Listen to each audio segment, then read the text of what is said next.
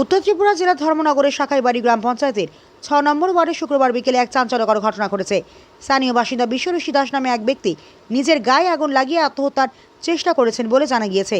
ঘটনার খবর পেয়ে দ্রুত ধর্মনগর দমকল কর্মীরা ঘটনাস্থলে পৌঁছন। স্থানীয়দের সহযোগিতায় গুরুতর দগ্ধ অবস্থায় বিশ্বজিৎ ঋষি দাসকে উদ্ধার করে ধর্মনগর জেলা হাসপাতালে নিয়ে যাওয়া হয়। হাসপাতালে প্রাথমিক চিকিৎসার পর তার শারীরিক অবস্থার অবনতি হওয়ার কর্তব্যরত চিকিৎসকরা উন্নত চিকিৎসার জন্য তাকে আগরতলার জিবি হাসপাতালে রেফার করেন।